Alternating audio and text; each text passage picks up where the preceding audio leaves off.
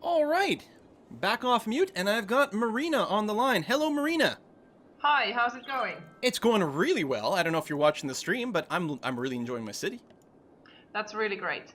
I just was in another stream, so I unfortunately didn't have time to check it yet, but I will definitely now. Right, you were See talking what with you have with a done. kiss for luck, right? Yes, I was. It was really fun. Good stuff. Yeah, a kiss for luck. She actually she's currently just 2 floors above me, streaming upstairs. Okay, cool. So, all right, let's get. I got to make sure I can see the chat. So, Marina is the CEO of Colossal Order, the company that has made this game. Your previous two titles were Cities in Motion and Cities in Motion 2. Did you have? I can't remember if Colossal Order has put out anything else. No, that's it. Just we, like we started we started all the company roads back and in. all traffic and all cities all the time. You guys kind of have a. You're interested in that specifically. Yeah, exactly. Hopefully the chat sounds like everyone in chat can hear us all correctly, which is good. Okay. Excellent. So I had a few questions. I'm sure the chat will have a few as well. But let's go here. Overall, things seem to be swimming pretty well here. Where's my questions? Oh my god, I can't remember where they are. There we go. Yes. First of all, a lot of people on Reddit, one of the things that they were asking for was, how does tourism work? It was one of the things, it's been acknowledged that there's tourism in the game, but, how do you use it? How do you attract people to your city? How do you make money from tourists? How do they get around your city? All that kind of stuff. Okay. So basically, if you decide that tourism is one way of collecting income, you want to have commercial areas that the tourists can visit and spend money. So the commercial areas are more willing to pay higher taxes. So that's kind of the economics of the tourism. And then how do you actually get them to get them into your city is making sure that the land value is high. That means that the city is attractive, the citizen happiness, green energy, not too much pollution, no noise pollution, anything that can make the visitors miserable, basically. It's always good kind of thumb rule there. And of course, outside connections.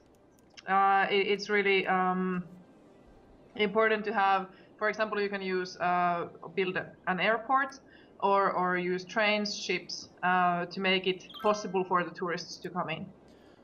Okay, so you're saying you don't make money off tourists directly, but what they do is they increase commercial happiness so that you can tax commercial zones more. Yeah, exactly. And it probably causes the commercial zones to level up as well. Yeah.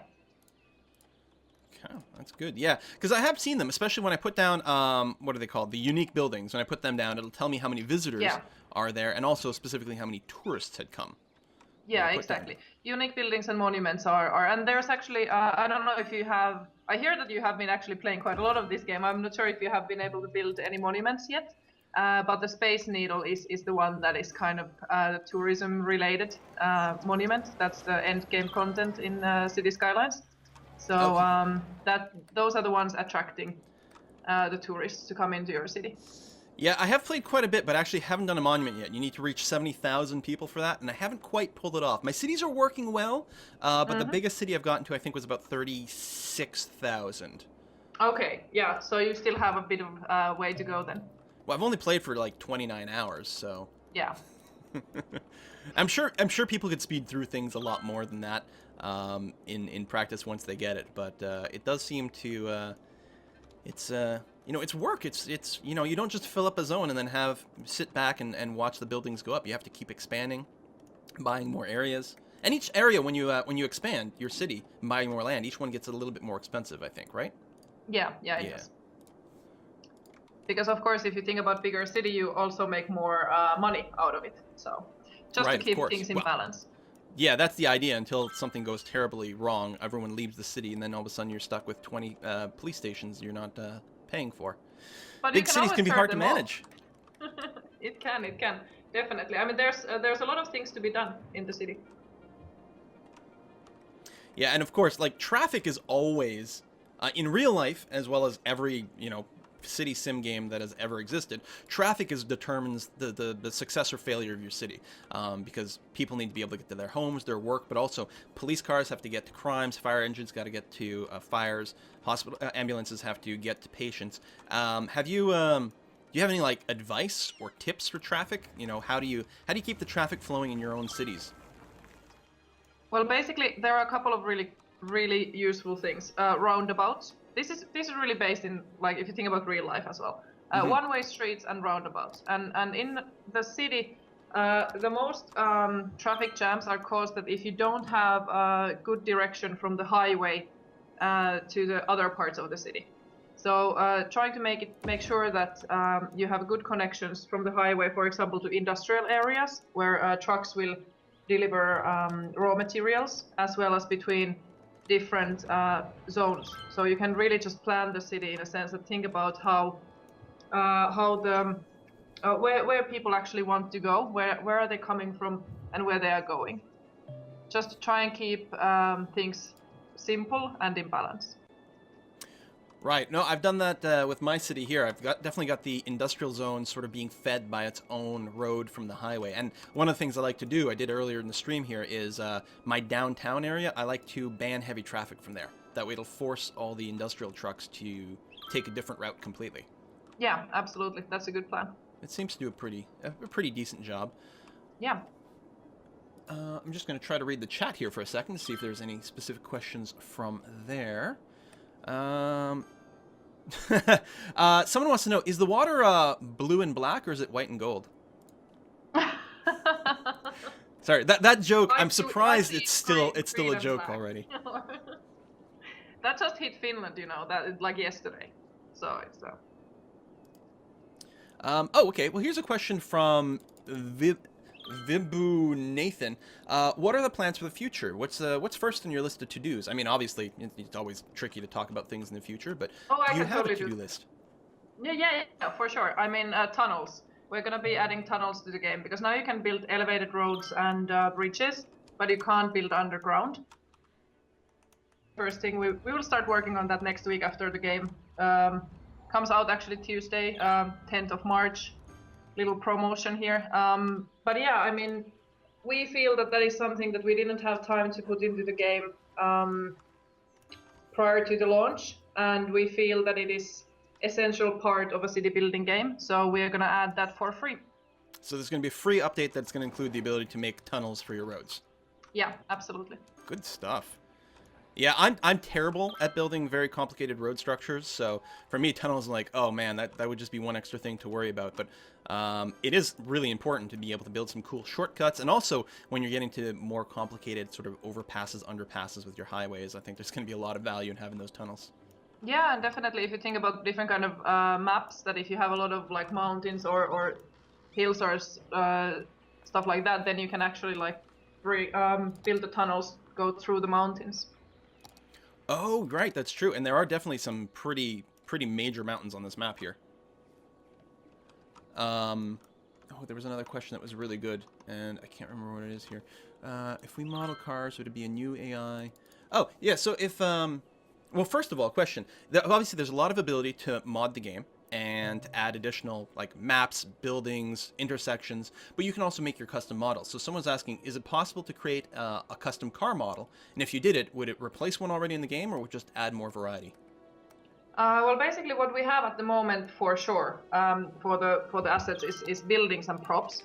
And we're still working on some other, like vehicles and to see if we can have those made by the users. I'm not sure about the schedule, but it is coming. So if you think about car models, you can either add that as variation, or then you can replace it. Because if somebody has like really a grand plan of making all the cities, I don't know, medieval or something, I would assume they want to replace all the cars by horse carriages, let's say. Right. And that would be like crazy amount of work, but just as an example.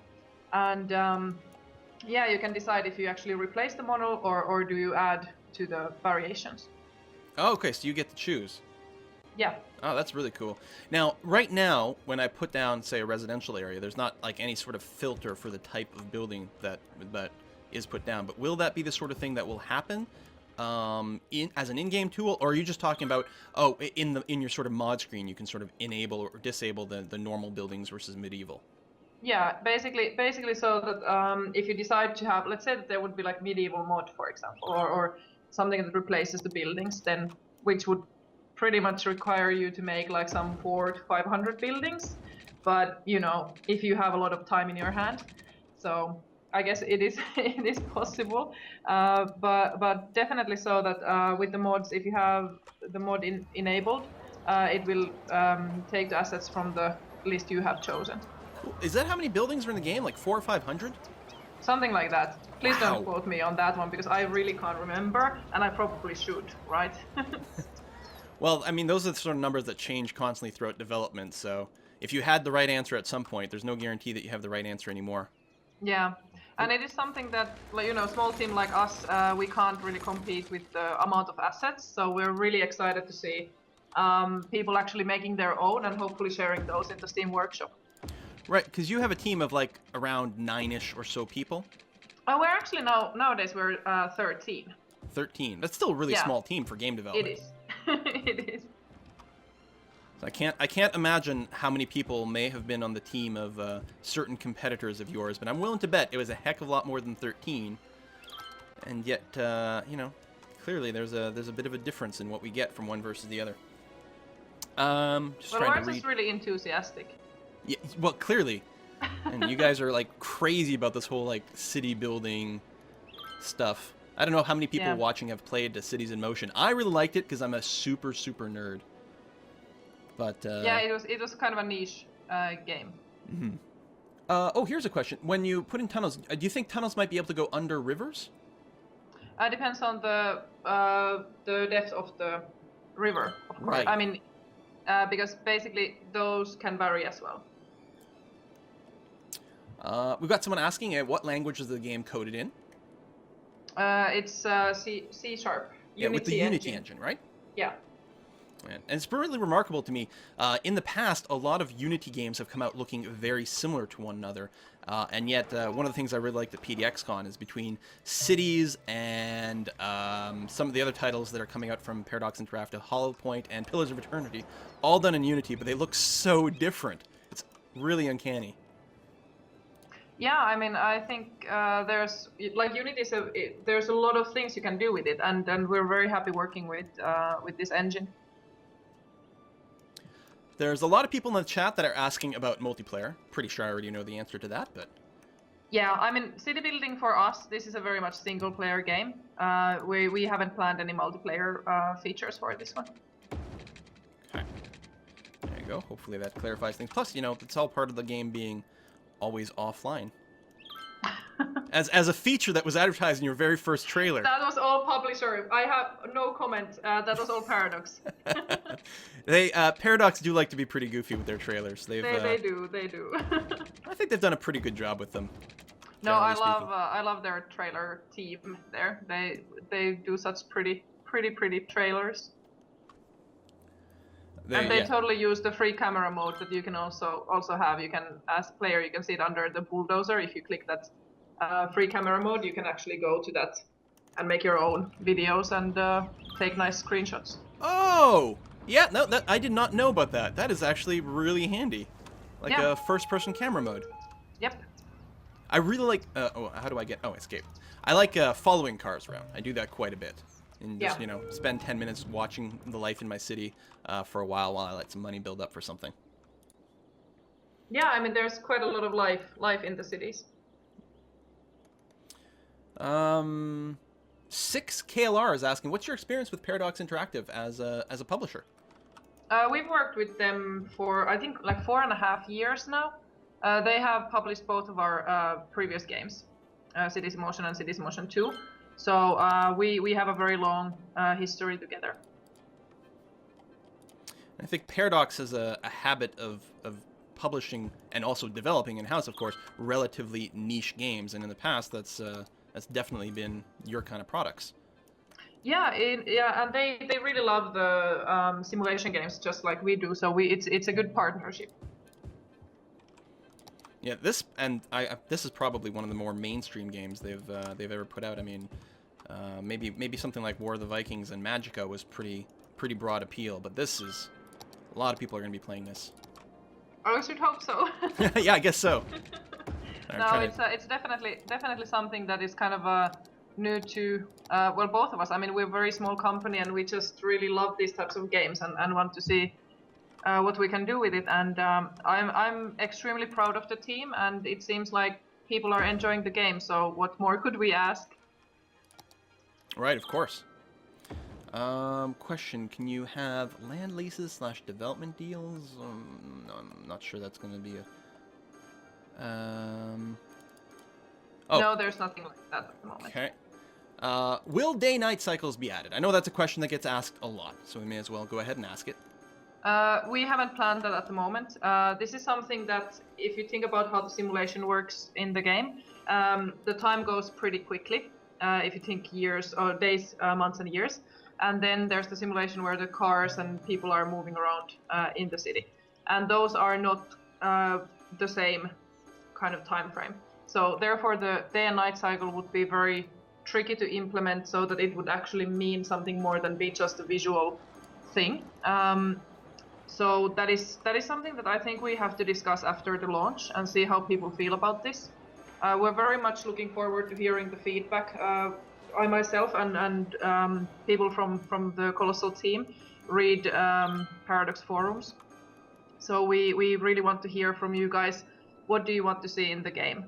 And then we can discuss and see what we can actually work on next. Good stuff. I have a question about modding and security here, because one of the cool things, in my opinion, about City Skyline is that the modding support basically is you can just write whatever code you want basically in C# and sort of integrate it into the game in a sense, which allows for very, very potent modding potential as people explore the game. But obviously, that could lead to people running different kinds of code. Do you have a way to separate out people who still want to have custom maps, custom buildings, custom intersections, but may not want to run custom code? Yeah, I mean you can disable the mods, and we will have instructions for this in the modding wiki that we have, or in the City Skylines wiki. So there will be guides for people for the modding, for each of the modding tools, as well as for how to disable the mods. And of course, I mean we do have Steam Workshop EULA that like you shouldn't put anything illegal in the mods, and that is something that I hope that if something like this should ever occur, people will report it quickly, and we get to remove those out of there. But always when you think about like files on the internet, you have to be reasonable, and you should download only mods that you trust.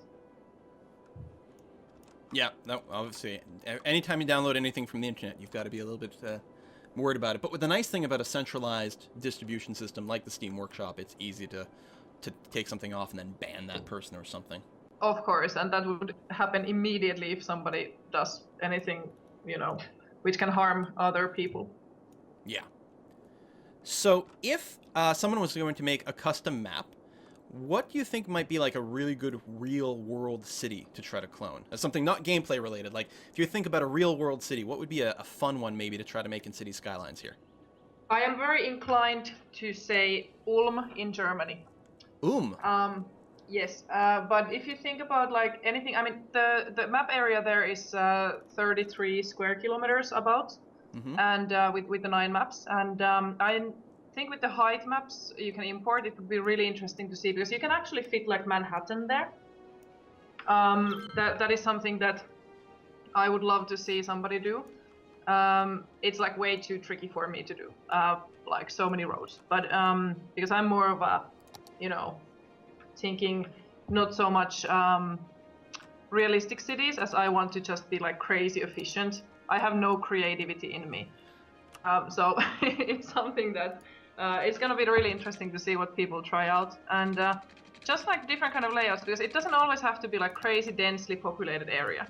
But if you think about in the 9 map types, you could have something that you have smaller smaller towns and connect those. There are so many opportunities that But yeah, I'm really looking forward to see what people create with this.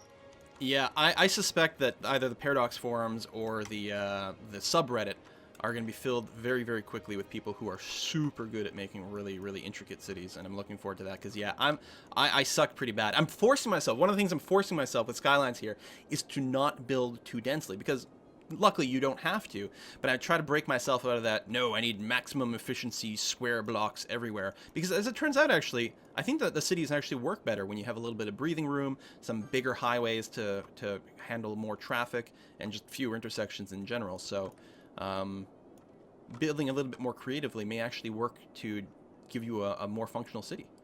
Yeah, definitely. I mean, if you think about the traffic, you really have to plan ahead where people actually want to go and try to take that into account. Yeah, like especially with the zones, the heavy traffic, just the general flow. Yeah, absolutely. I'm gonna take a look at more of the chat to see if there's any questions.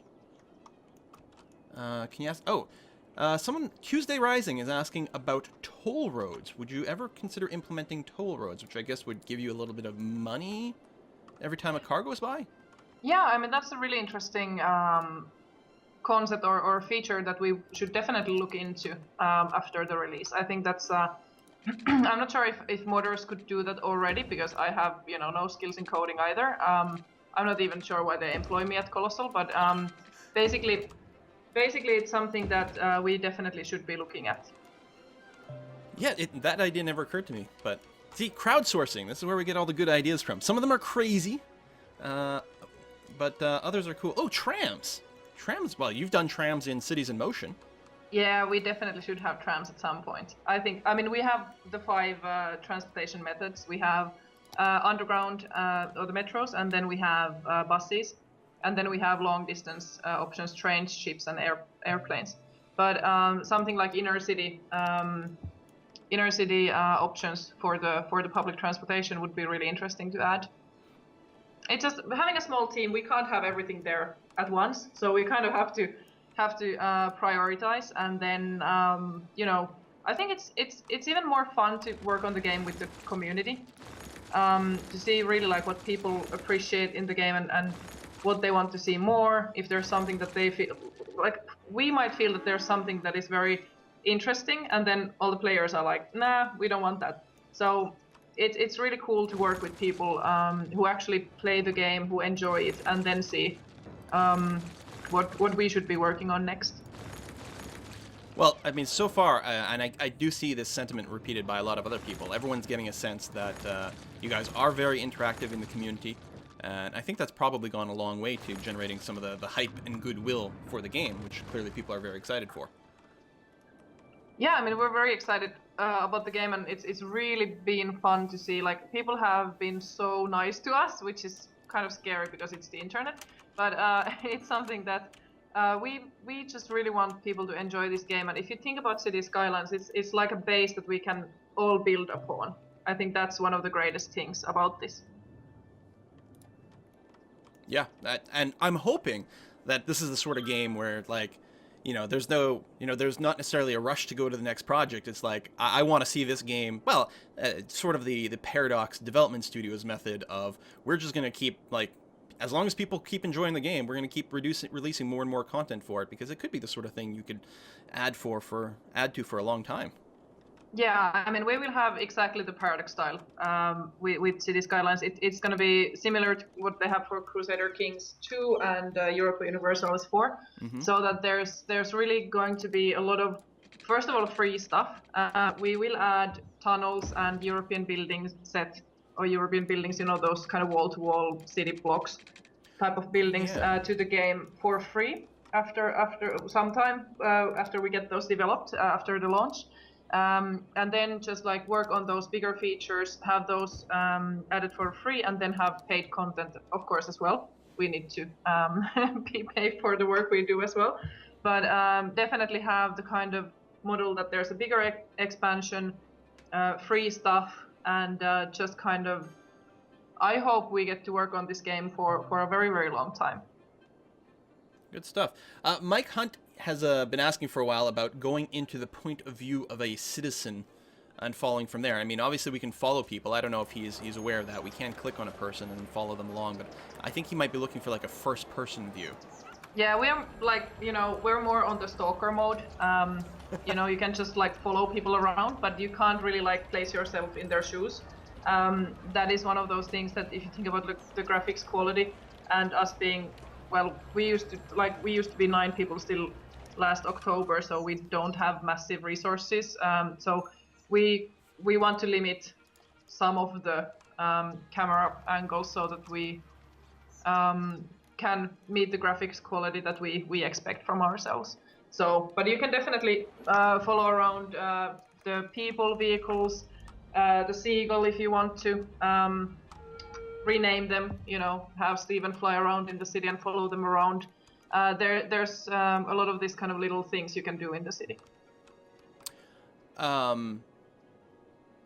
The seagull, like what? There's like a bird flying around you can follow? Yeah. All right, now that's going to be my life's mission.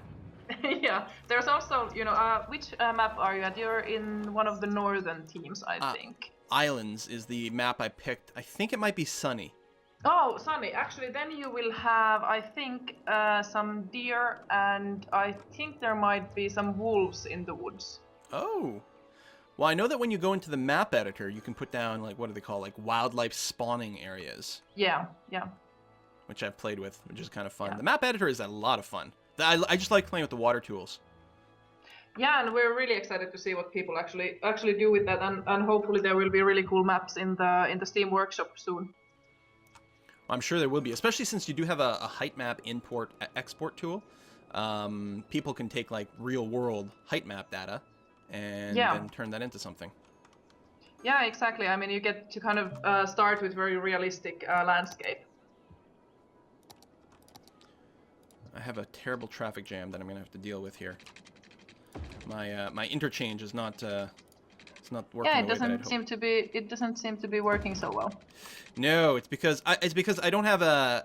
I was hoping it was a lower usage intersection, so there's no way to get from the eastbound lane directly into the northbound. You have to go south, then cut across a corner. But I'm gonna fix that right now by providing a big loopy loop. Yeah, I am terrible at those. Like, I hope that people make so like many of different options to the workshop, because with the asset editor you can make your own intersections, parks, all sorts of things. So I'm really expecting that somebody who understands traffic better than I do will make plenty of those, so I can totally use their work instead of trying to have it working with my own. There's a couple of pre-made ones in the game as well, so if you don't have to worry about it too much. Yeah, I really should have used one of the pre-made ones because they actually work properly. Now I think here, because this is a longer path, they're not taking it. I'll have to blow some stuff up and then redesign it. I've been going on Google image search and looking up traffic interchanges and intersections online to try to learn how some of them are supposed to flow, but apparently I'm still terrible at it, so oh well. Oh, there we go. They're starting to use it now. Yeah. Excellent. All right, I think my traffic problem is actually solved. It looks ugly. I'm bad at making roads that are like, nice and smooth and pretty. All mine have like little stupid corners because I can't draw. But maybe I'll fine tune it a little bit later on. I wonder if there's any more questions. Oh, yes, this is actually a really good one. About highway merges. How to word this? Like, if you have 2 on-ramps, and I don't have an example going on here, but they merge together, then they still merge into a single lane. Do you have any plans for making any sort of like wide junctions where 2 single lanes might merge into a dual lane road, or anything more complex like that? Like more complex street intersections? We haven't planned anything like that. I mean, there's certain limitations. I have no idea what this is in English. Now everybody can laugh at my language skills. Being a Finn, we get a lot of that. But when you like, usually in the highway, like you have the second lane and then it's the one where you accelerate to join. We don't have that in the game at the moment, so that is something that would require quite a lot of work to have there. But this is something that I think, this is one of those things that if people really feel that it's important to have more options for the road, we will look into it. but currently there's no plans for the road other than what I really feel that we should be working on is that making so that modders can do more with the roads. I think that is something that we try to enable, because with working with Unity we have to kind of work to make the modding possible, if that makes sense. It is a very closed system in a sense that we really need to work with modders in the future to see what they want to do and how we can make it possible for them. Right, because natively in Unity, everything is its own little sort of proprietary file format that you can't necessarily change as an external person. You actually had to write all your moddable content code yourself. Yeah. Yeah.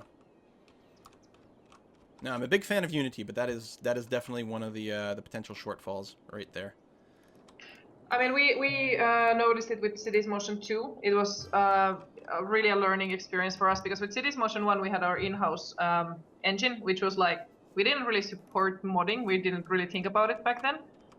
It was just so easy for people to mod the game because there was like absolutely nothing preventing them from doing it, and I think that was beautiful. I mean, we got like amazing things from the community, but then working with commercial engine, it kind of changed. That we really need to put a lot of effort to it. What was behind your decision to use Unity in the first place?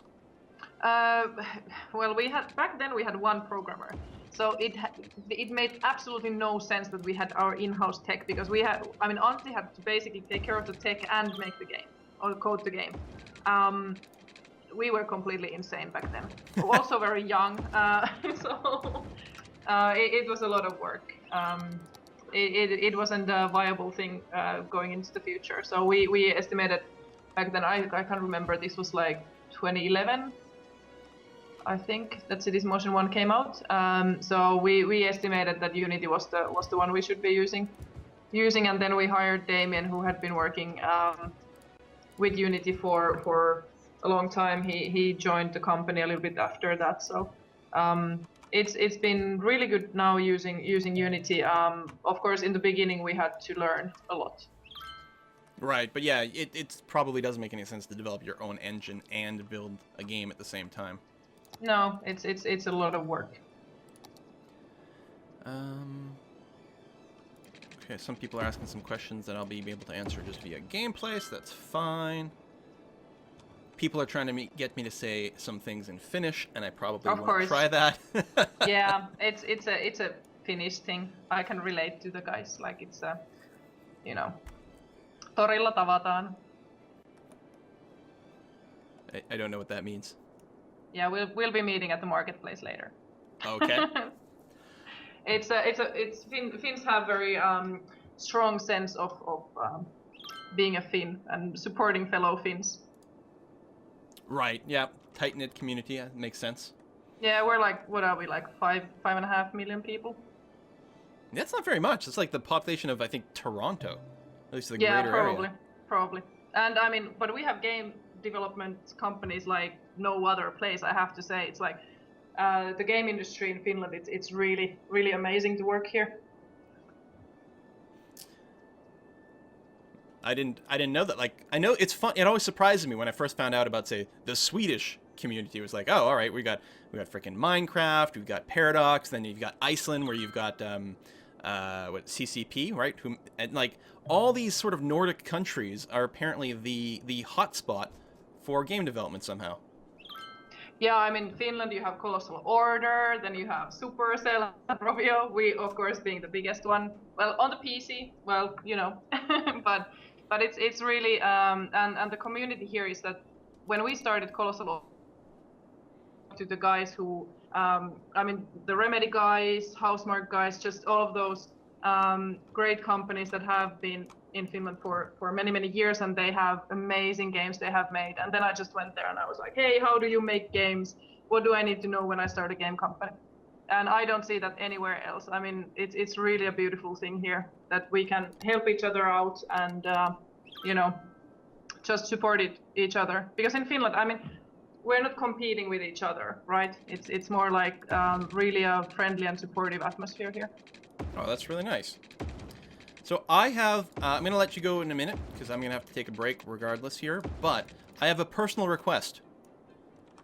When I want to be able to see the natural resources while I'm also building roads or putting down a district.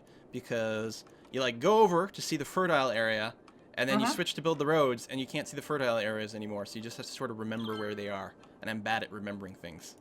Yeah, that kind of makes sense what you're saying there. I will write this down and, give feedback to the team. I mean, everyone else has crazy, unreasonable requests, but mine is a good one.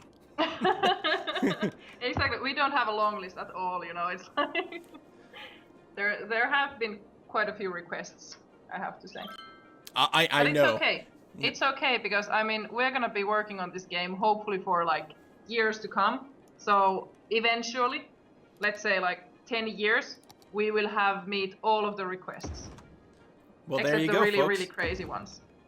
So all you have to do is wait long enough, and even your most insane of ideas will be delivered. You've heard that right from the mouth of Marina, CEO of Colossal Order. We can hold her to that in 10 years. Yeah, if that doesn't happen, it's all Paradox fault. 10 years from now, there'll be some post in the forum. You said this, and I don't have my flying space car yet. What's going on? Oh, flying space cars. That's fabulous. Yeah. Yeah. See? Gotta have everything. Yeah. All right. Well, I'm gonna let you go, Marina. Thank you very much for coming in and chatting with us. Thank you so much for appreciate having me. Answering all our crazy questions.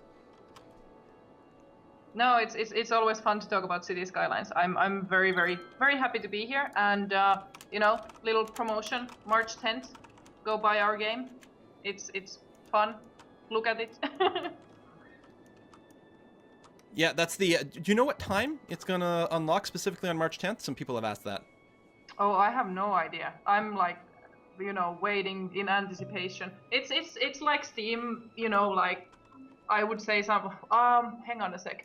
They probably wake up Finnish time like really late afternoon. I'm really bad with these time zones.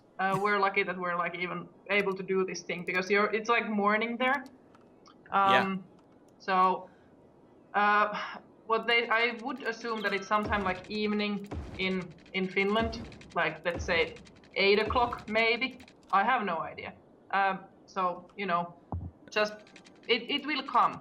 It will be released on March 10th. Probably more of a publisher question anyway. Probably more of a Paradox question than a Colossal Order question. Yeah, definitely. But I have to say that it is usually the normal kind of release time. So it's sometime in the evening CET EET. Okay. Well, sounds good. Well, have yourself a great day. There's probably other people that want to talk to you somewhere, but I hope you guys keep watching the stream. Yeah, definitely. I mean, this is very good. We're just really excited for the release, and it's great to see so many people playing the game already. Well, I think that people are going to be streaming it all day long, so most likely.